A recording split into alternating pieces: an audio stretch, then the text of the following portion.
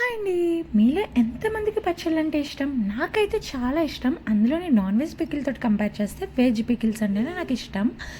అయితే ఎప్పుడు మా అమ్మగారు చేస్తుంటే చూడడమే తప్పించి చేసిందైతే ఇదే ఫస్ట్ టైమ్. నాకే షాక్ అనిపించింది. ఎందుకంటే అవుట్‌పుట్ అంత బాగా వచ్చింది.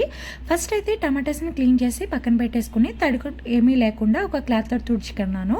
తర్వాత ఇవి చిన్న చిన్న పీసెస్ కింద కట్ చేసుకొని అందులో చింతపండు, ఆయిల్ వేసి బాగా మగ్గించేసుకొని చల్లార్చడానికి పక్కన పెట్టేశాను.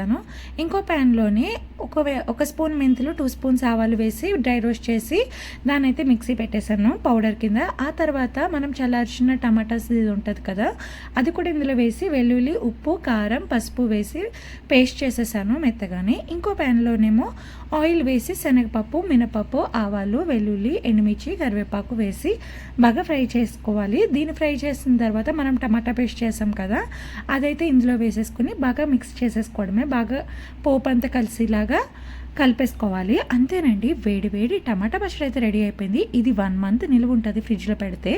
వేడి వేడి అన్నంలో ఈ పచ్చడి వేసుకుని తింటే ఉంటుందండి, సూపర్ ఉంటుంది. నాకు చెప్తుంటే ఇప్పటికీ నోట్లో నీళ్ళు ఊరుతున్నాయి, అంత బాగుంది. మీకు నచ్చితే ట్రై చేసేయండి. వీడియో నచ్చితే లైక్